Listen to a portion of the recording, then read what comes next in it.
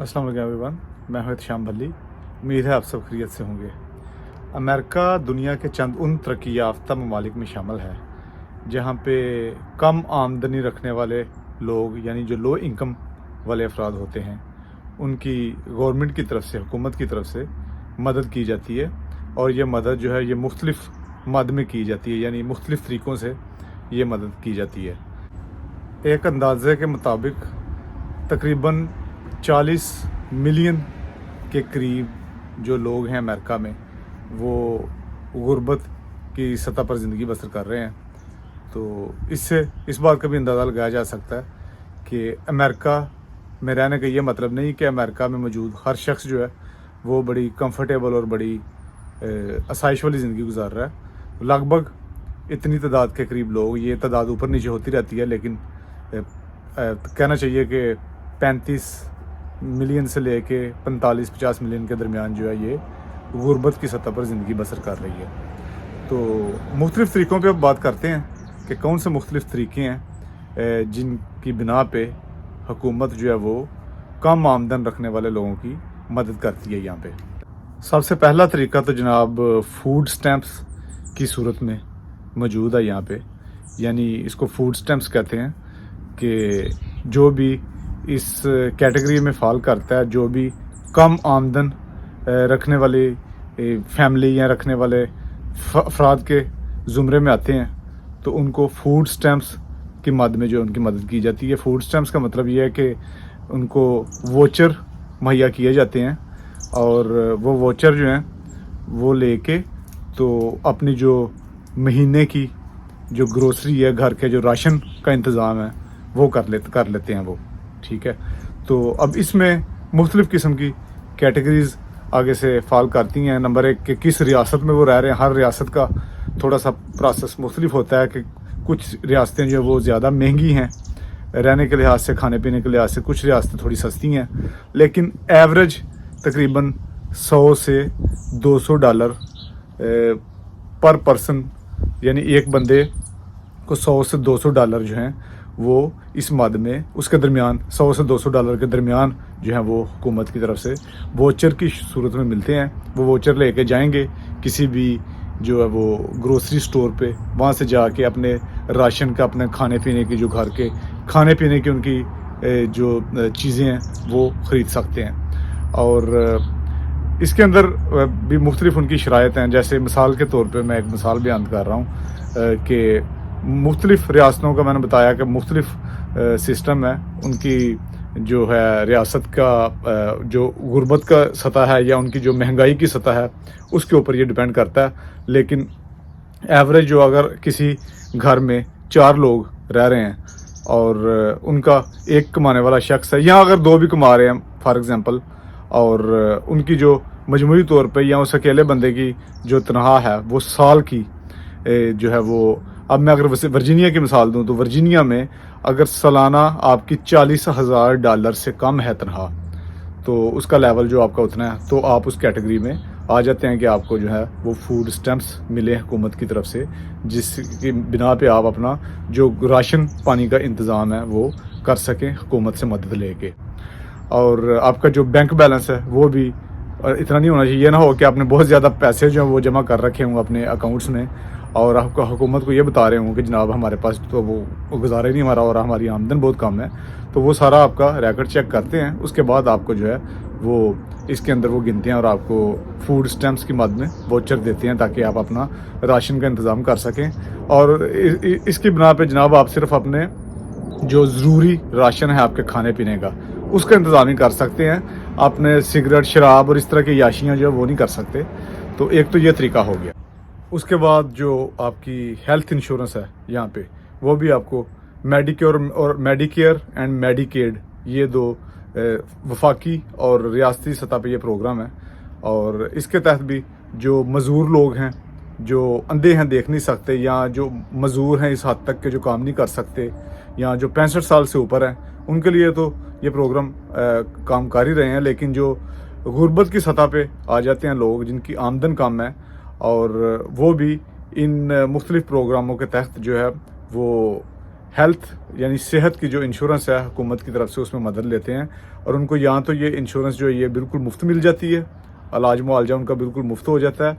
यहाँ फिर उनकी आमदन के हिसाब से उनको थोड़ा बहुत बिल्कुल जो है वो अदा करना पड़ता है और बाकी जो सारे पैसे हैं उनकी इंश्योरेंस के और इलाज मुआवजे के वो हुकूमत अदा करती है।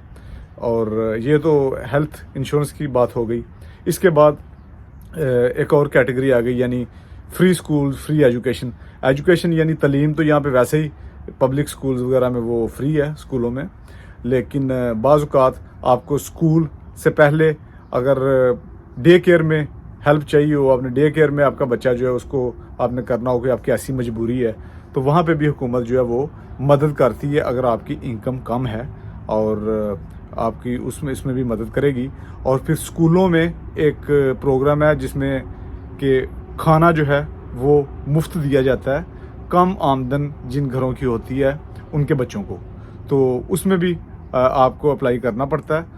और अगर आपकी अपनी आमदन कम है और आपके बच्चे के लिए आप चाहते हैं कि आप उसको खाना जो है स्कूल में वो फ्री मिले वहाँ पे और आपके ऊपर उसका बोझ ना पड़े, तो स्कूल वाले जो हैं उसको मुफ्त में खाना जो है बच्चे को स्कूल में वो मुहैया करेंगे। इस तरह एक और तरीके से भी कम आमदन वाले लोगों की हुकूमत मदद करती है। वो तरीका ये है कि आपको अपनी रहाइश के सिलसिला में जो किराया अदा करने के लिए हुकूमत अब जो है वो अपनी मदद फराहम करती है। और इस सिलसिले में एक तो यहाँ पे सेक्शन 8 उसको कहा जाता है, सेक्शन 8 हाउसिंग एक्ट का, उसके तहत भी हुकूमत जो है वो कम आमदन वाले लोगों की मदद करती है। वो इस तरह करती है कि मुख्तलिफ़ जगहों पे जाके, चाहे प्राइवेट तौर पे या जहाँ पे हुकूमत आपको बताती है वहाँ पे जाके आप अपनी फैमिली के हिसाब से किराए पे जगह देख लेते हैं।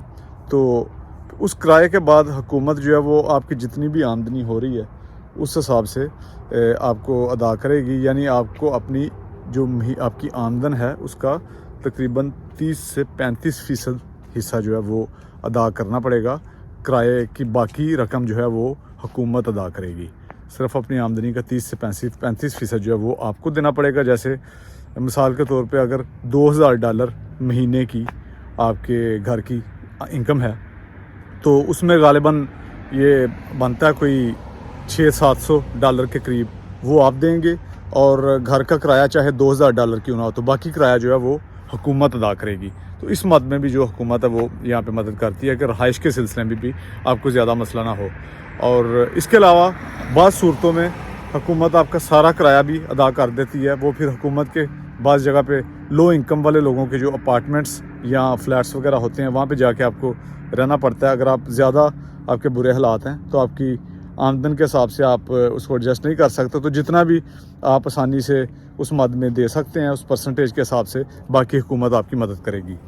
इसके अलावा मुख्तलिफ़ जगहों पे शेल्टर हाउसेस भी बने हुए हैं जिनको पनाह गाह कहते हैं, वहाँ पे भी हुकूमत जो है वो मदद करती है। इस तरह कि जो बिल्कुल भी अफोर्ड नहीं कर सकता तो वो शेल्टर हाउसेस में जाके वहाँ पे भी रहने की जो है वो सहूलत मौजूद है। एक और सूरत में भी जो हुकूमत है वो मदद करती है, वो सूरत ये है कि आपके बिजली और गैस के जो बिल हैं उन बिलों को अदा करने के लिए आपके पास कम आमदनी होने की वजह से अगर रकम नहीं है तो उस सिलसिले में भी आप मुतलका अदारे से या मुतलका जो भी उनका सिस्टम है उसके तहत जाके अप्लाई कर सकते हैं। तो हुकूमत आपको उसमें मदद करेगी ताकि आप अपने जो बिल हैं उनको अदा कर सकें।